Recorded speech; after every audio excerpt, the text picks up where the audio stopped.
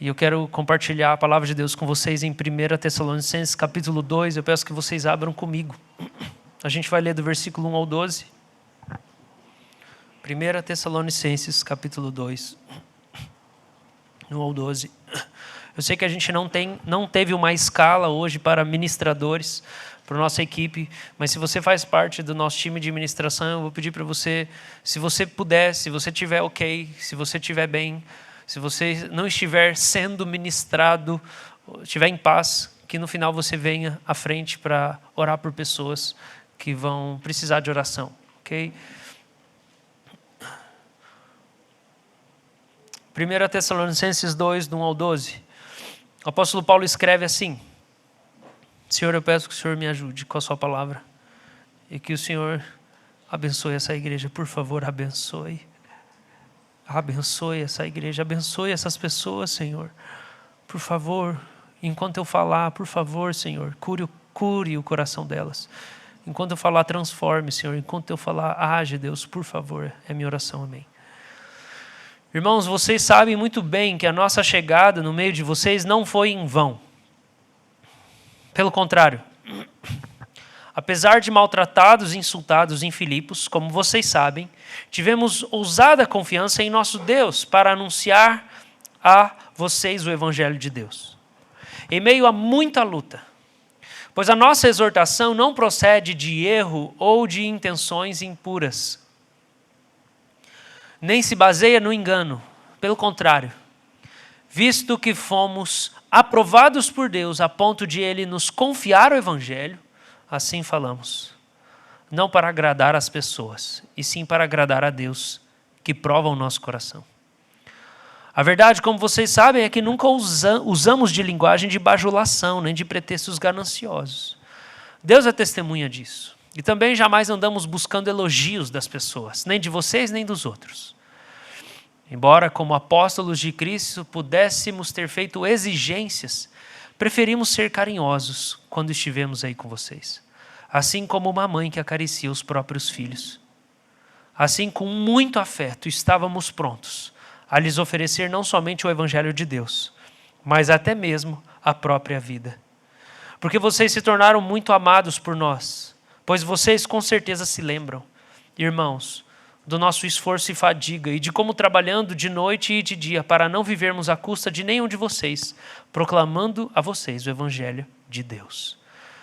Vocês e Deus são testemunhas de como nos portamos de maneira piedosa, justa e irrepreensível em relação a vocês, os que creem. E vocês sabem muito bem que tratamos cada um de vocês como um pai trata os seus filhos, exortando, consolando e admoestando vocês a viverem de uma maneira digna de Deus, que os chama para o seu reino e sua glória. Verso 13 também. E temos mais uma razão para incessantemente dar graças a Deus. É que ao receberem a palavra que de nós ouviram, que é de Deus, vocês a acolheram não como palavra humana, e sim como em verdade é a palavra de Deus, a qual está atuando eficazmente em vocês, os que creem. Amém? Que o Senhor se agrade de abençoar a exposição da sua palavra nessa manhã. Amém. Se você receber essa mensagem nessa manhã como palavra de Deus e não palavra de homem, essa palavra vai ser eficaz no seu coração. O Senhor vai mudar a sua vida. Se você acolher humildemente a palavra da verdade nessa manhã, e se aquilo que o Espírito de Deus falar por meu intermédio, na explicação desse texto, encontrar em você abertura, sua vida vai mudar. Se você tratar a palavra de Deus como palavra de Deus e não como a palavra de homens, ela vai produzir fruto e vai mudar quem você é. Eu tenho uma pergunta para você nessa manhã. Você já sofreu na sua vida? Alguma vez? Você já sofreu?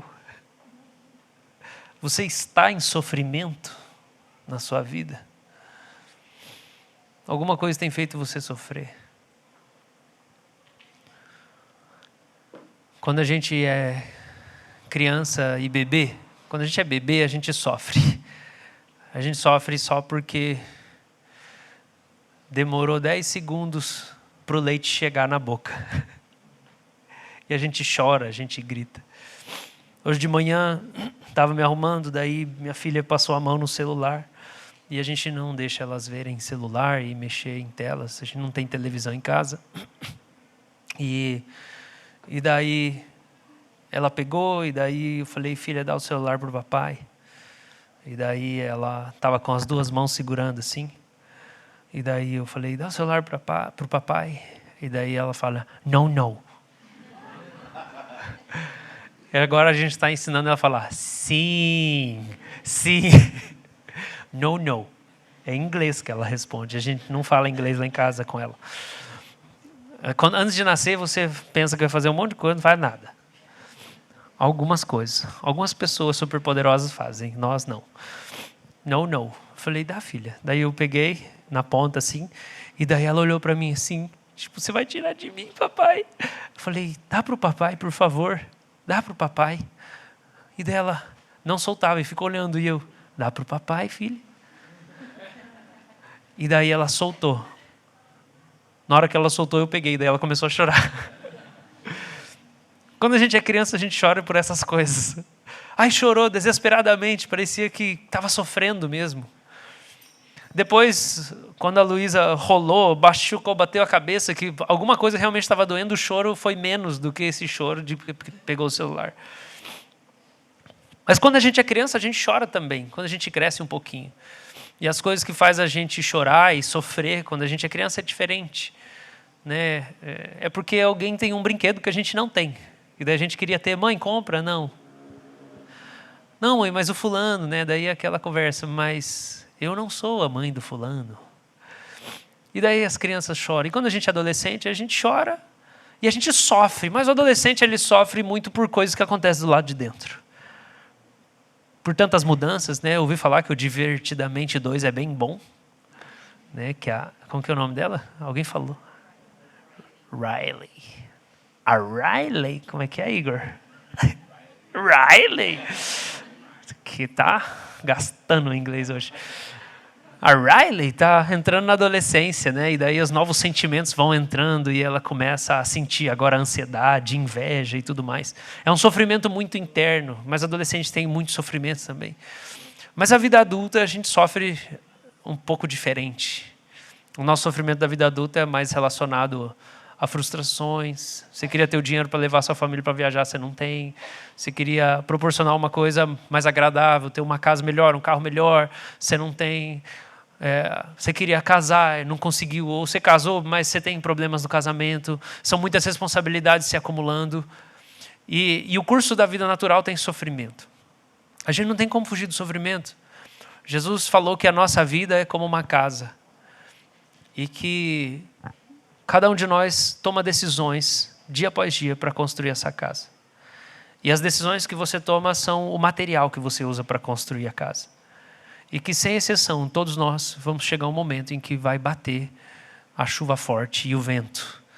E vai vir uma tempestade sobre a sua casa. E esse é o sofrimento da vida. O sofrimento vai chegar.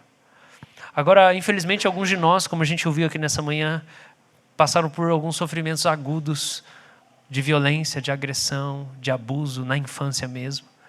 Na sua fase da infância, na sua pré-adolescência. E alguns de vocês ainda vivem isso. Né? Violência doméstica, abuso verbal, abuso psicológico. Isso tudo causa marcas, isso tudo fere você. Isso tudo te angustia, isso coloca a sua identidade em risco. Você duvida muito e tem muita crise em relação ao que fazer sobre essas coisas todas que ainda doem.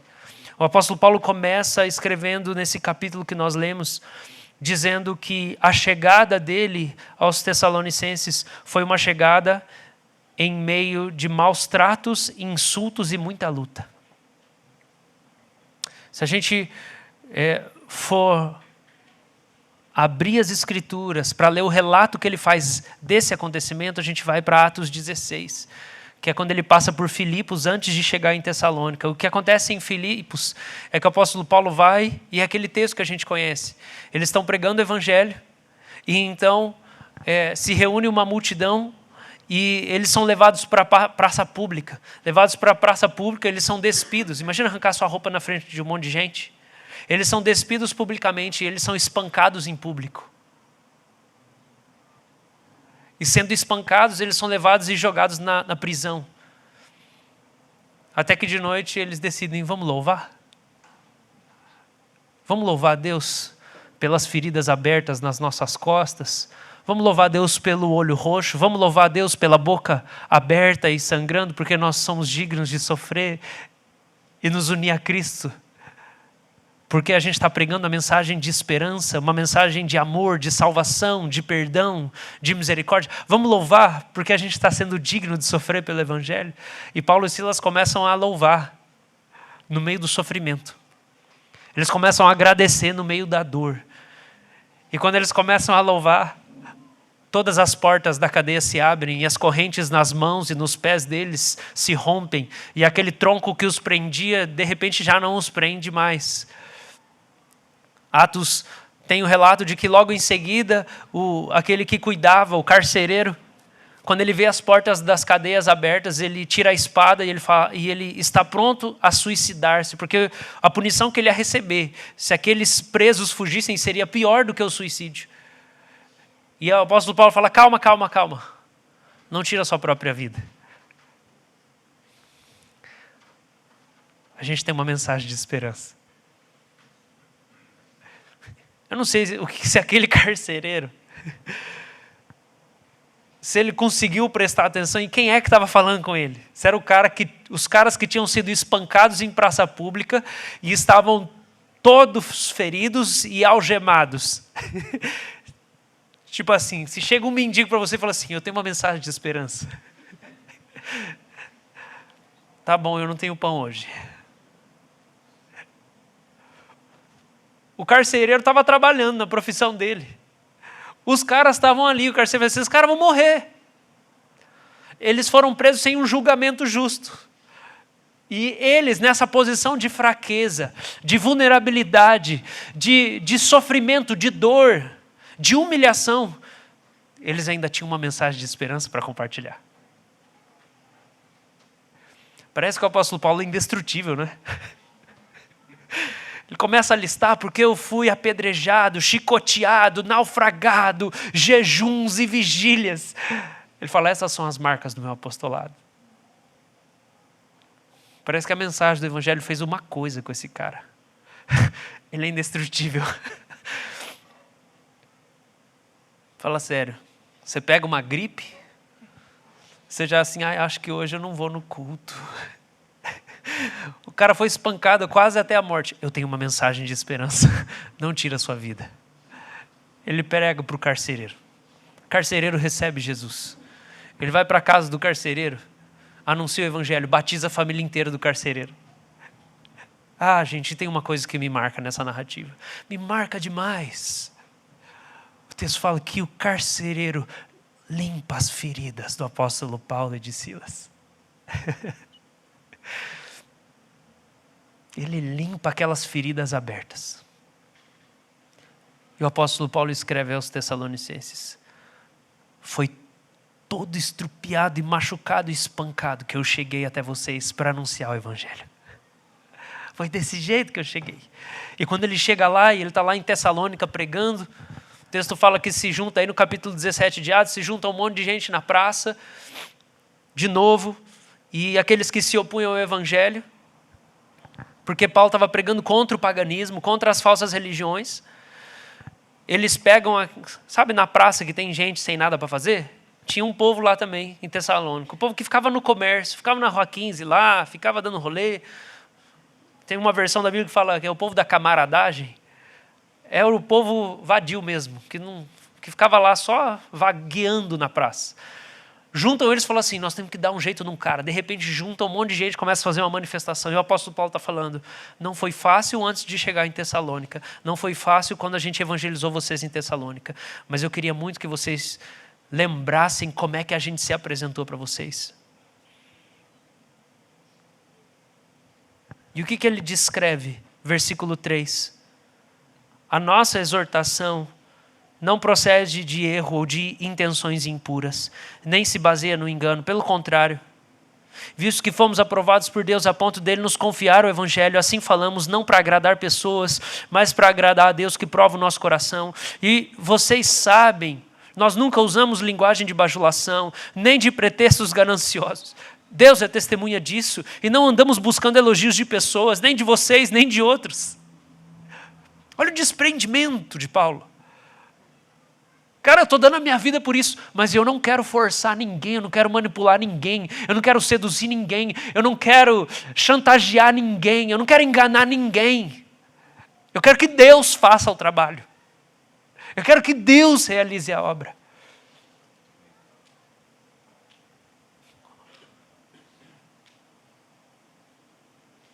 Jamais andamos buscando elogios das pessoas, e nem de vocês e nem dos outros.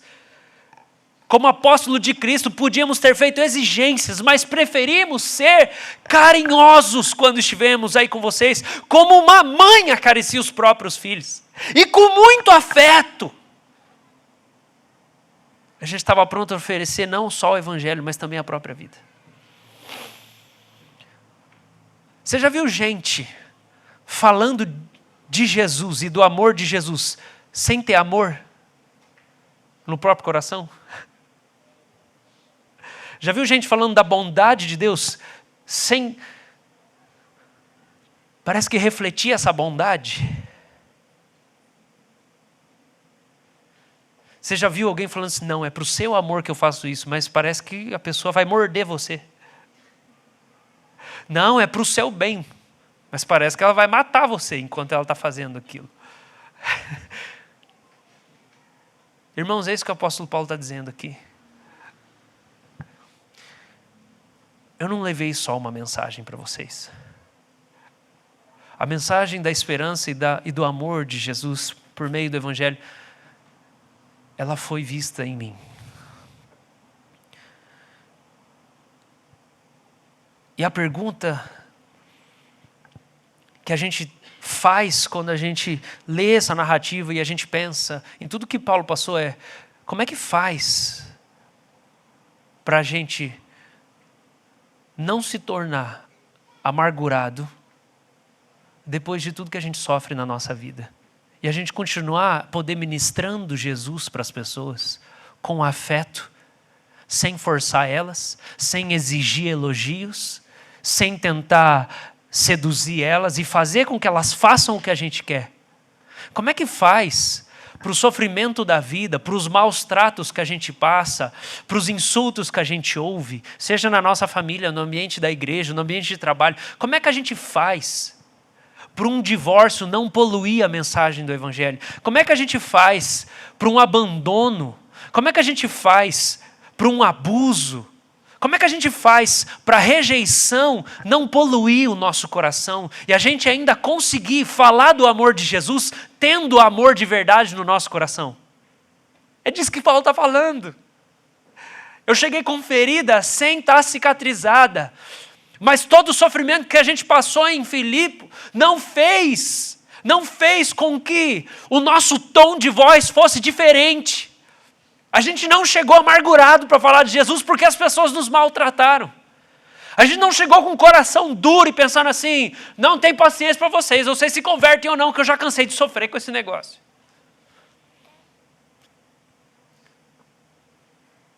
Porque a gente é batalhador, né? A gente vai criando e Deus teve misericórdia quando Ele nos fez. E a gente vai sofrendo essas coisas na nossa vida e a gente vai dando um jeito de virar a página e continuar vivendo.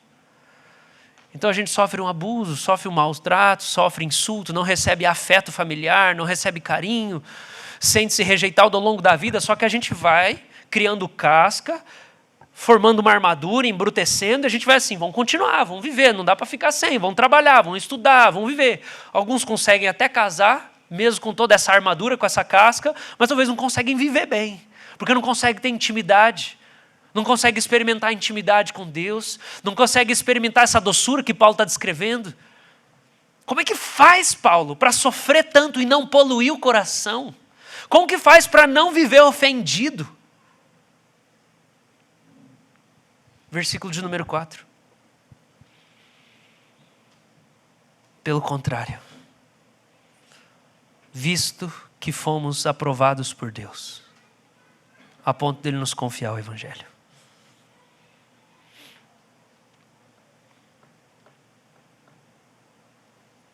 Paulo sabia que ele tinha sido aprovado por Deus. Paulo sabia que ele tinha sido aceito por Deus mediante Cristo Jesus crucificado. Paulo sabia o que Cristo fez por ele. Paulo sabia que Cristo levou o pecado dele na cruz. Paulo sabia que ele estava perdoado de tudo que ele tinha feito e já tinha agredido e forçado e machucado e assolado a igreja de Deus. Ele sabia do perdão e da graça que tinha sido direcionada a ele e que ele estava aprovado por Deus. Essa era a fonte do perdão. Essa era a fonte da doçura no coração de Paulo. Agora, Paulo era igual a gente, sabia? E nenhum ser humano é bicho. Ninguém é bicho. Todo mundo precisa de afeto. Todo ser humano precisa de carinho. Homem e mulher. Pode parecer bruto por fora. Por dentro é uma criança. Todo mundo precisa de amor. Todo mundo precisa de olhar. Todo mundo precisa de alguém prestando atenção. De verdade, presente, falando assim, pode falar, eu estou ouvindo o que você está dizendo.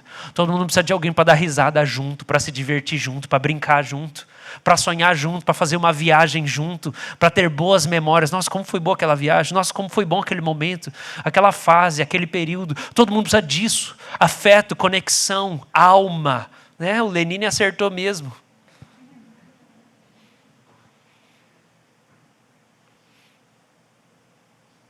E a gente entra, né, na rodinha do ratinho da vida, né, do hamster, e a gente não para prestar atenção, nós estamos machucados. O mundo vai girando cada vez mais veloz. Só que você está machucado, você está ferido. E você está fazendo a obra de Deus tudo machucado. Você fala de Jesus, você ajuda um monte de gente. Mas a sua exortação, ela não está limpinha igual a de Paulo. Você mesmo está precisando daquilo que você estava falando para os outros. Paulo é igual a gente, ele precisa de afeto.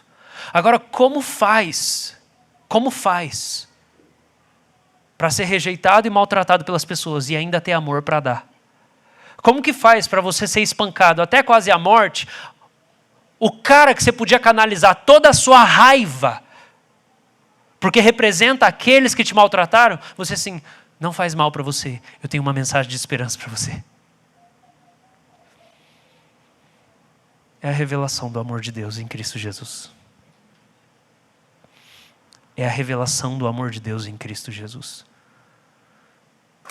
Talvez você pense, tá, mas é possível então que se eu não recebi amor de pessoas humanas que eu vejo, eu ouço a voz, eu encosto nelas, se eu não recebi esse amor delas, eu posso experimentar amor e aceitação de Deus que é invisível?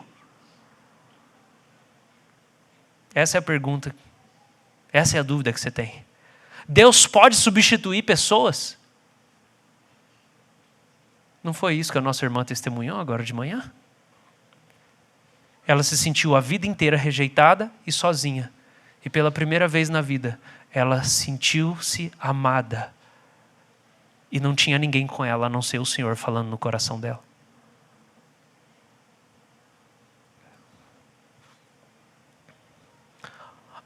Alguém amou Jesus do jeito que ele merecia enquanto ele andou pela face da terra? Alguém honrou ele do jeito que ele merecia ser honrado? Alguém tratou ele com a dignidade que ele merecia ser tratado? Qual era a fonte desse amor que Jesus tinha, essa compaixão? O Pai. O Pai. O servo sofredor. O mais rejeitado de todos os homens. Alguém que sabe o que é sofrer. Mas quando você abre as feridas dele, sai amor. Você fala assim, vou matar ele. Sai amor. Vou furar a mão dele. Vaza amor. Você não consegue matar ele. Você não consegue vencer ele. Eu vou assassinar ele. Das feridas dele nós somos sarados. Qual que é a fonte disso? Como é que faz isso? Alguém fala uma coisa atravessada de manhã, antes de eu tomar café da manhã e já acabou. Eu também já devolvi na mesma moeda. Alguém está lá meio esquisito no trabalho, não me deu bom dia, eu quero sair desse trabalho já. Porque é o jeito que fala comigo. Como, Paulo? Como? Que para Paulo a revelação do amor de Deus através do Evangelho não é só que eu posso receber o amor afetivo, de verdade, afetuoso, sentimento. O Evangelho não é só informação para Paulo. O Evangelho não é só um conteúdo teológico. O Evangelho é uma revelação. É uma iluminação do Espírito, é uma obra interna. É uma mudança de um coração de pedra para um coração de carne. O Evangelho é uma comunicação divina com o homem. E não é só um amor que eu não recebi. Não, não, não, não. É a cura das todas as feridas que fizeram comigo. Desse amor divino.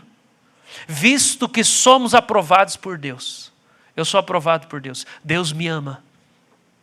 A graça de Deus transbordou. Deus me amou em Cristo. Deus me perdoou em Cristo. Eu sou um filho de Deus. Eu sou acolhido por Deus. Aí você pensa, mas como é que eu faço para saber, pastor, que é para mim esse amor? Não é só para pessoas super espirituais ou pessoas especiais ou só para Jesus. Ele explica no versículo 4. Fomos aprovados por Deus a ponto de Ele nos confiar o Evangelho. O sinal de que Deus ama você, de que Ele aprova, de que Ele aceita, de que Ele te convida para essa relação de pai e filho, é porque você está ouvindo o Evangelho nessa manhã. Se você está ouvindo o Evangelho é porque Deus ama. Esse é o sinal. Não é porque Deus respondeu todas as suas orações positivamente. Mas é porque Ele está te dando o Evangelho.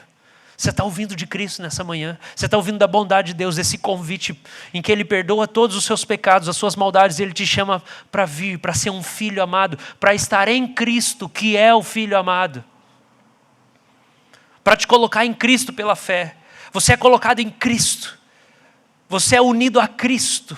Para Paulo, salvação é união com Cristo. Você está unido a Cristo pela fé. Você está em Cristo, Cristo está no seu coração e você está em Cristo. E Cristo é o amado de Deus, então o amor dele vai para você também. E se você é amado por Deus e o seu coração se abre para receber esse amor, você não consegue não perdoar. Esse amor, ele rompe todas essas trancas que você foi colocando no seu coração ao longo do tempo. Todas essas dores e feridas e maus tratos que você foi recebendo, ou a ausência. Talvez você pense, não, pastor, mas eu nunca passei por isso. Eu não passei por uma violência assim.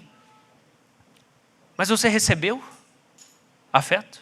Você recebeu afirmação? Você recebeu celebração? Não, pastor, mas isso aí eu não preciso, não. Eu aprendi a viver sem. Então você está quebrado. Porque você foi feito em imagem e semelhança de Deus. Você é um ser emocional. Você nunca vai ser inteiro sem. A boa notícia é, você pode aprender a receber o amor de Deus por você. A graça de Deus pode abrir o seu coração. Porque a gente pode ser crente, salvo, você vai para o céu e passar a vida terrena até o último dia sendo um crente miserável, se sentindo miserável, que não conhece o quanto o Senhor amou você até o fim. Você não consegue perdoar. Suas exortações são amargas. Suas correções são duras demais. Mas o apóstolo está dizendo, a gente chegou tudo bagaçado, mas nós tratamos vocês como uma mãe acaricia os filhos. Como o pai trata os filhos. Esse amor de Deus, ele mudou muita coisa aqui. A gente recebeu várias pessoas essa semana para a nossa escola. Uma das pessoas também recebeu uma revelação de Deus de que tinha sido abusado na infância. E isso foi por meio de um sonho. E o sonho que a pessoa teve, ela se via como um bebê e ela via a fralda suja de sangue. E logo depois, no mesmo sonho, ela aparecia como alguém vindo e violentando ela.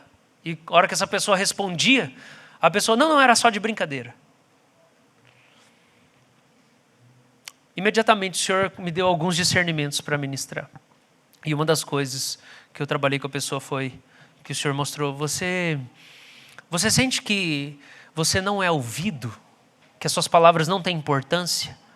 Porque quando a gente é abusado psicologicamente ou de alguma maneira, a gente já foi agredido a nossa vontade e a nossa opinião.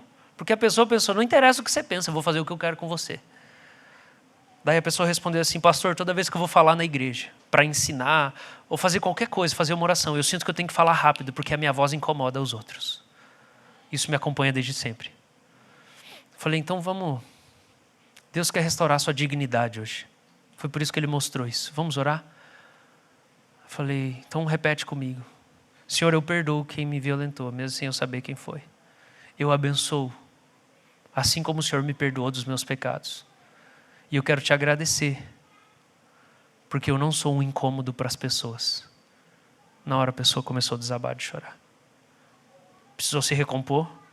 Falei, vamos continuar a oração. Fala, obrigado, Senhor, porque eu não sou um peso para o Senhor. Eu sou o seu filho amado. E o Senhor se agrada da minha companhia. Obrigado porque a minha família se agrada da minha companhia. Eu sou um presente para a minha família. Eu sou um presente para a igreja onde eu estou. Obrigado, Senhor. A graça de Deus invadiu aquele coração. Depois perguntei, como é que está? Eu estou muito leve, pastor. Muito obrigado. No primeiro dia da escola. Essa pessoa tinha tido uma visão. E era assim, Deus falando assim, você é príncipe e princesa. E essa pessoa brigava com Deus. Não sou. Não sou. E Deus falou, você está lutando comigo. Você não consegue acreditar no seu valor, porque você se vê por causa através das suas dores. Só que você não entendeu o que Cristo fez. Irmãos, quando a gente olha a si mesmo pelas lentes do sacrifício de Jesus, o Senhor cura a nossa alma. E a gente tem amor para ministrar para as pessoas. O apóstolo Paulo fala que esse amor faz com que a gente não seja amargurado. Faz com que a gente não viva para agradar as pessoas. Por quê? Porque eu descobri de onde vem esse afeto. Então eu não vivo para tentar agradar as pessoas, porque eu já descobri que elas não têm para me dar. Elas não podem fazer eu me sentir amado. Ele pode. E aí Paulo diz que ele não vive para agradar as pessoas. Ele fala, pelo contrário, eu vivo para agradar a Deus. Aquele que já me ama, que já me aceita, eu quero agradar a Ele. E aí ele fala que assim a gente ministra. A gente não manipula as pessoas. A gente está com o coração limpo. A gente não é carente de aprovação, não é vaidoso. Versículo 6. Versículo 7. Você não é autoritário e abusivo. Não importa o que fizeram com você. Versículo 8. Você é amoroso, afetuoso, paciente na sua liderança, no cuidado das pessoas. Versículo 9, você é dedicado, você é servo, você não quer ser um peso para ninguém, porque você entende que ministrar o evangelho é tirar os fardos pesados das pessoas. O apóstolo Paulo fala em Gálatas 6, carreguem as cargas uns dos outros e daí vocês vão cumprir a lei de Cristo.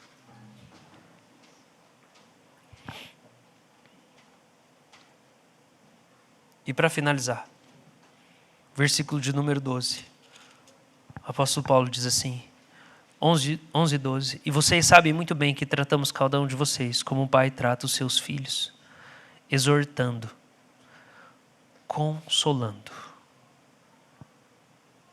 Ele começa falando da exortação do evangelho, mas ele termina dizendo, por causa dessa postura que a gente tem, a gente não é só exortador.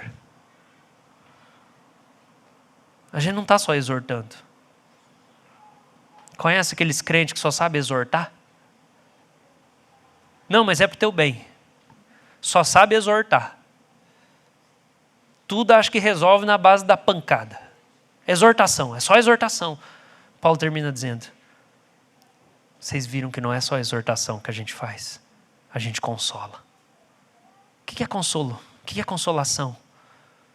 É você perceber que a outra pessoa tem fraquezas. Perceber que ela não está legal. Parar, prestar atenção. Falar, o que está rolando com você? O que eu posso estar com você? Só chorar junto? Vamos lá, vou te levar para tomar um sorvete, vamos conversar, você me conta o que está acontecendo. Vou passar tempo com você.